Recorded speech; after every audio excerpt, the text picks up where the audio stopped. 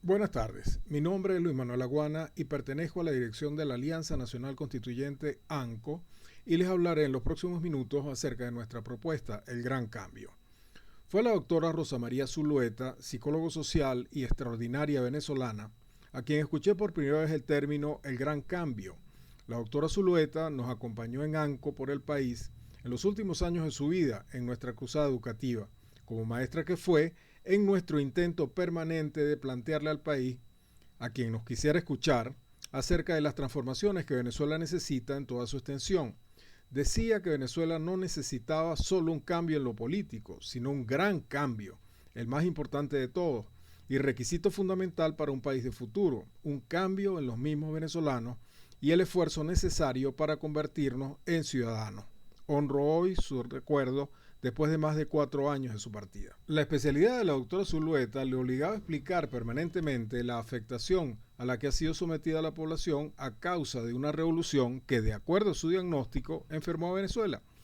Rosa María decía que el régimen nos había aplicado deliberadamente una estrategia conformada, en sus propias palabras, de discursos violentos, intolerancia, chantajes y manipulaciones, engaños y rebotes de culpa, violaciones de derechos humanos, discriminación política, ineficiencia, corrupción y pobreza.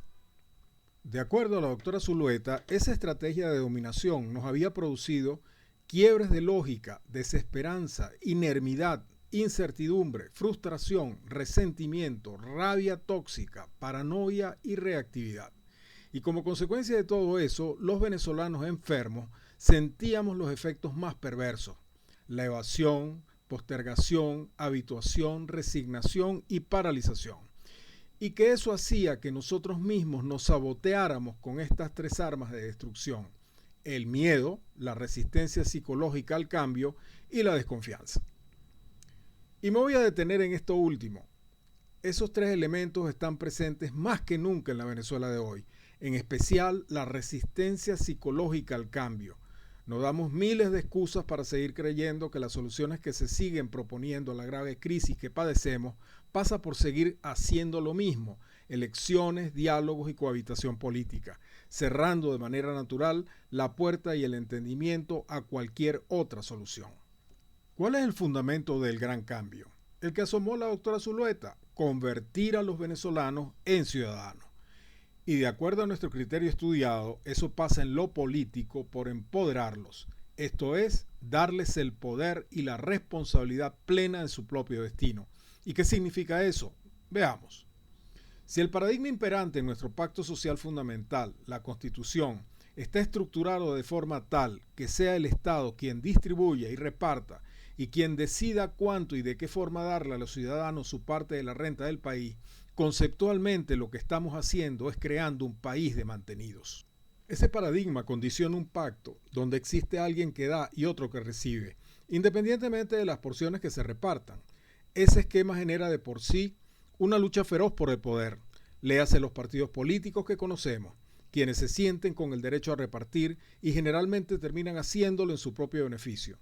De esta manera queda en las manos de quien reparte proveer el bienestar ciudadano y el ejercicio de la administración del Estado, pervirtiendo el objeto fundamental de su propia razón de ser, que no es otro que el de proveer calidad de vida a los ciudadanos, generando corrupción y élites corruptas.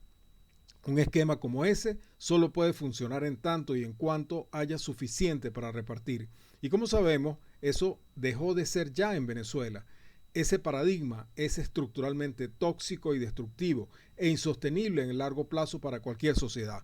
Los venezolanos somos la prueba viviente de eso.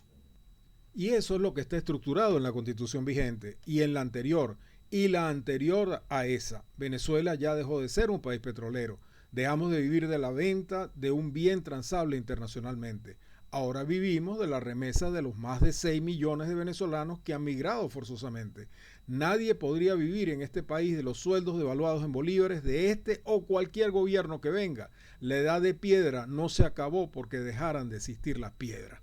El venezolano jamás podrá empoderarse si no existe un gran cambio en el pacto social vigente, que ya de por sí está completamente desactualizado y no se corresponde con la realidad que estamos viviendo desde hace muchos años. Y a estas alturas ustedes se preguntarán, ¿de cuáles cambios estamos hablando? de construir un nuevo paradigma que sustituya al actual y que dé un giro fundamental hacia una Venezuela productiva. ¿Y cuál sería ese paradigma? Describiré brevemente algunas características que se deberán tener en cuenta como una referencia. Esta lista no es exhaustiva y menos aún limitativa. Deberán existir cambios importantes en el control legislativo del Poder Ejecutivo. No se puede seguir tolerando que cualquier presidente de la República haga lo que le venga en gana con los venezolanos y la hacienda pública.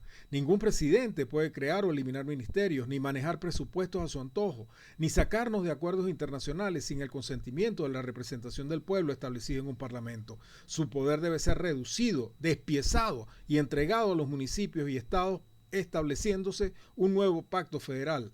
Se requiere un giro de 180 grados en la reasignación del poder político, las finanzas y la generación de riqueza.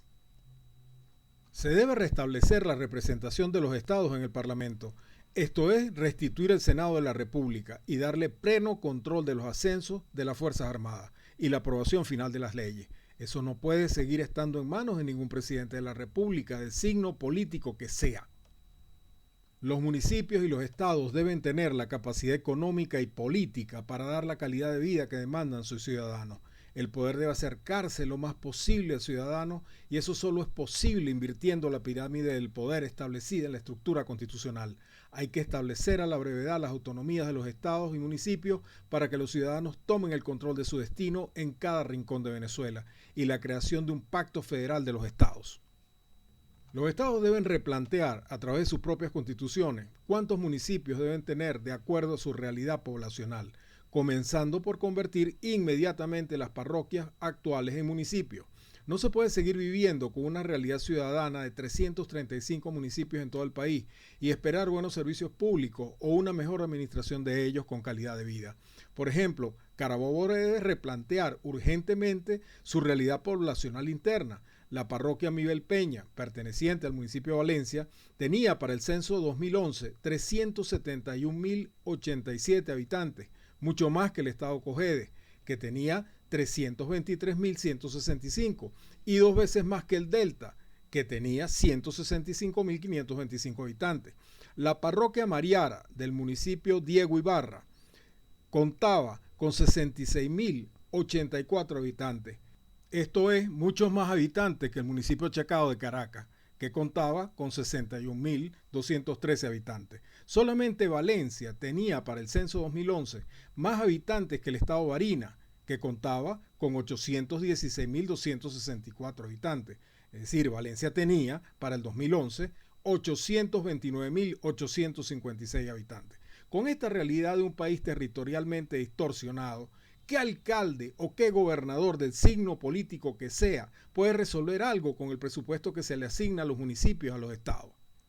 Al rehacer el papel de los estados y municipios, debe como consecuencia desaparecer la decimonónica figura del situado constitucional, porque cada estado deberá aportar, no que le aporten, a un fondo federal establecido en un pacto que sostenga servicios comunes a toda la República, como las Fuerzas Armadas y el Servicio Exterior.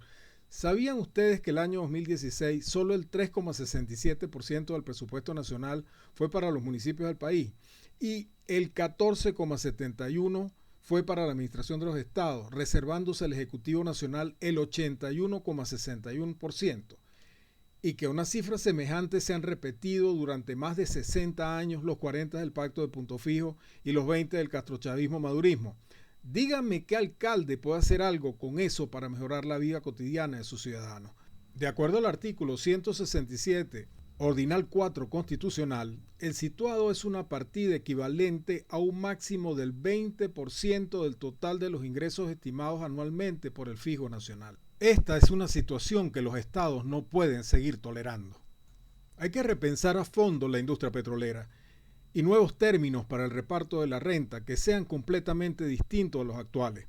La industria debe ser de energía y cada estado debe controlar a todo nivel sus propios recursos, incluyendo los petroleros y mineros, estableciendo sus aportes a un fondo federal. Si tiene más, aportará más al pacto federal.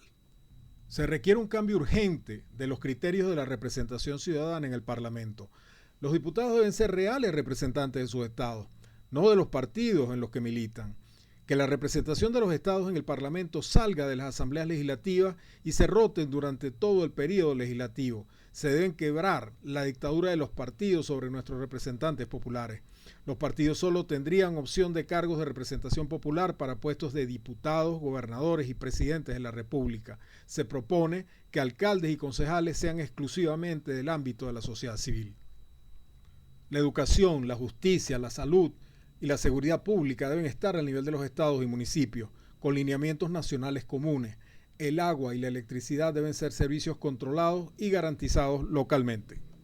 Estas son solo algunas de las características de un nuevo paradigma que se debe establecer para empoderar a los ciudadanos y se constituya en la base fundamental de un nuevo pacto social. Solo así el ciudadano podría controlar el poder desde la base, dejando que el país, en las 23 entidades federales, desarrollen de manera independiente sus propias potencialidades productivas. Claramente aquí no están todos los cambios propuestos, y algunos de ellos son ideas que deben discutirse y mejorarse en este repensar del país entre todos, y los invitamos a hacerlo en el documento que hemos publicado. Para finalizar, ¿han notado ustedes que algún factor político en Venezuela haya planteado siquiera estos temas trascendentales que incidirían sobre nuestras vidas en el futuro, en esta hora trágica, cuando todos estamos llorando porque el país está destruido, nuestros hijos han muerto o han huido de esta realidad? No, ¿verdad? Todos están pidiendo volver al pasado a través de un programa de gobierno y que Maduro se vaya como sea para ir a elecciones inmediatamente, esperando volver al business as usual, de un quítate tú para ponerme yo, después de una Venezuela devastada. Eso no es un cambio, es más de lo mismo, pero con otros protagonistas. Y lo peor de todo, para no resolverles absolutamente nada a los venezolanos. Acompáñennos y ayúdennos a hacer esta cruzada ciudadana del gran cambio para Venezuela. Dios sabe que nos conviene a todos. Tenemos que repensar a Venezuela. Tenemos que entre todos reinventar la democracia. Tenemos que refundar el país. Muchísimas gracias.